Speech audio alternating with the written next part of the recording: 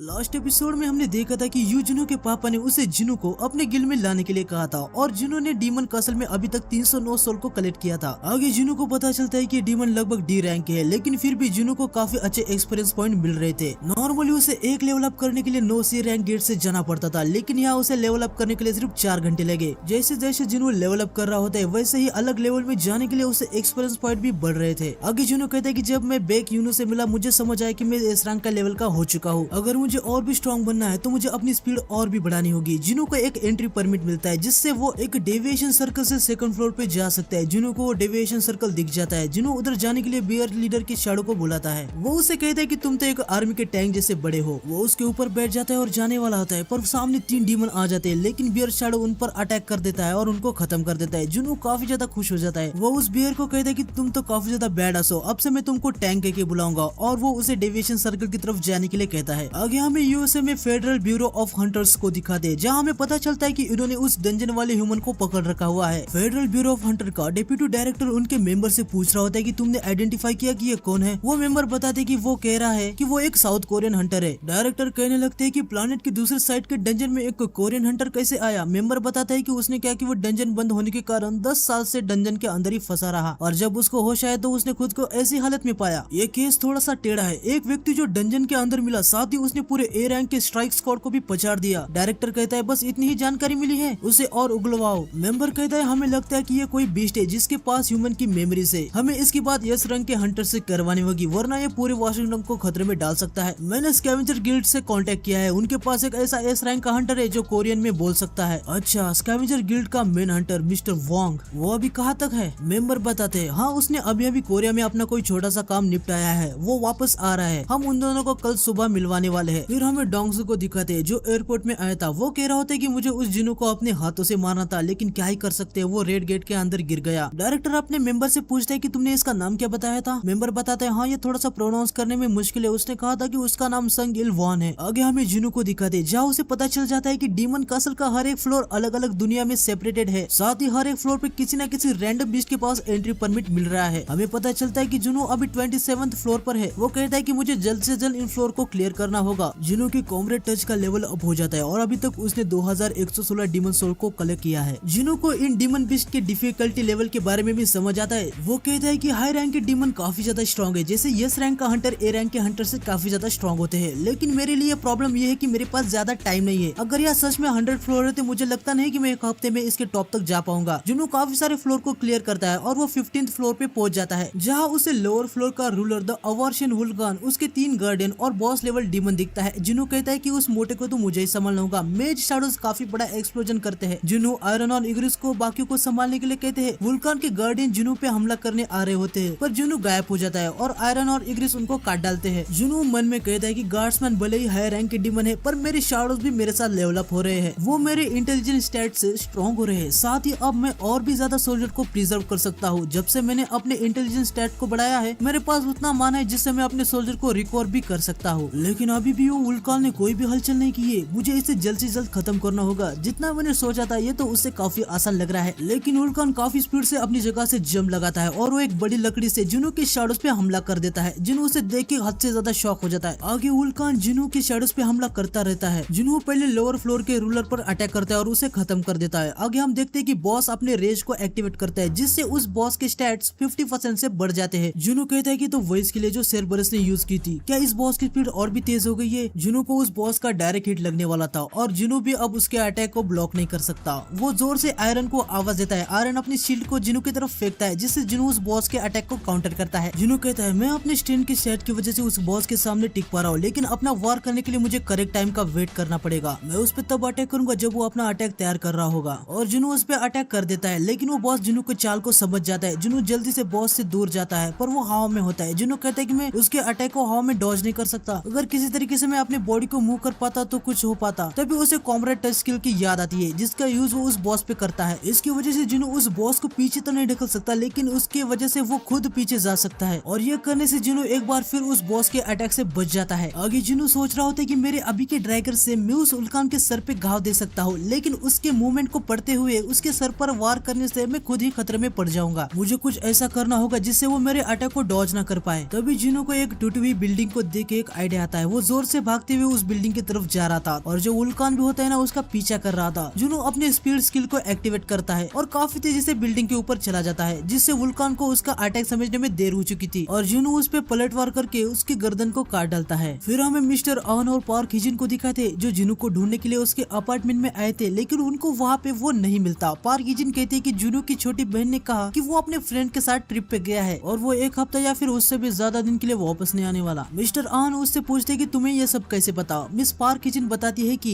मैं सॉन्गी के साथ टच में हूँ, वही लड़की जो जुनू के साथ आई थी। मिस्टर आन कहते हैं कि कुछ तो गड़बड़ है, उसने कंट्री नहीं छोड़ी, ना ही उसने बैंक से पैसे निकाले, इवन उसने अपना क्रेडिट कार्ड भी यूज नहीं किया। हिजिन उससे पूछते कि आपको ये सब कैसे पता। मिस्टर आन बताते कि हंटर पे नजर रखना भी मेरा काम है। लास्ट टाइम वो सिटी के सेंटर में लोकेट हुआ था, ऐसा मुझे एसोसिएशन ने बताया था। ये थोड़ा सा अजीब नहीं है। हिजिन उनसे कहती है कि शायद उसको किसी ने किडनैप किया हो। मिस्टर आन उसको हंसते हुए कहते हैं मिस्टर संग और किडनैप, अगर उसे किडनैप करना हो तो चाइना की स्पेशल फोर्स की तरह पूरी की पूरी हाई रैंक की स्क्वाड चाहिए होगी। तुम्हें तो पता ही है, तुमने खुद उसे एक्शन में देखा है, पता नहीं वो कहाँ पे है। आगे हम देखते हैं कि जुनू बाकी सभी डीमंस को भी खत्म कर देता है। बॉस को हराने के बाद जुनू को काफी सारे रिवॉर्ड्स भी मिलते हैं और उसे वुल्कान बॉस का वुड भी मिलता है, जिससे हाई क्वालिटी मैजिक टूल बनाए जा सकते हैं। जुनू को डीमन मुनार का इयररिंग मिलता है, जिसकी बेसिक एबिलिटी से उसकी स्ट्रेंथ 20 से बढ़ जाती है और उसकी हेल्थ भी 20 से बढ़ जाती है। पर इसका मेन इफेक्ट तभी चालू होगा जब इसे डीमन मुनार के नेकलेस और रिंग के साथ पहना जाएगा और इसके दो इफेक्ट है। जुनू कहता है तो इसका सेट के साथ इफेक्ट है। क्या जब मैंने उनको हराया था डीमंस ने पहले भी कुछ ड्रॉप किया होगा? ये तभी पता चलेगा जब मैं सारे डीमंस को हरा दूंगा। जुनू को ऑर्ब ऑफ एवराइस नाम का एक और आइटम मिला होता है जो वुल्कान के पत्थर के जैसे ब्लड से बना हुआ है। इससे मैजिक की एबिलिटी डबल हो जाती है। तभी इग्रिस जुनू के सामने नील करता है। जुनू से कहता है कि तुम ये सब मत करा करो, तुम्हारी वजह से आयरन भी वैसा ही करता है। आयरन वुल्कान का सर पकड़ के ले आ रहा था जैसे उसने उसको हराया हो। जुनू भी मन में कहता है कि मैंने उसे हराया है, तुमने नहीं। लेकिन वो उसे कहता है कि वैसे तुमने अपनी शील्ड मुझे दी थी, तो देखा जाए तुमने मेरी काफी हेल्प की थी। और इसी से जुनू को समझ आता है कि शाडो उनके हथियार जुनू को दे पाते हैं। वो सारे के सारे मेजर्स को अपनी तरफ बुलाता है। उनमें से एक मेज को वो ऑर्ब देता है और सामने वाली बिल्डिंग पे अटैक करने को कहता है और मेज का अटैक दुगना हो जाता है और जुनू को कंफर्म हो जाता है कि ये काम कर रहा है। जुनू कहता है कि मेज हंटर तो इसको लेने के लिए मरेंगे, जिससे संग वॉन के बारे में सब कुछ बताया गया था। वो संग वॉन से कहता है कि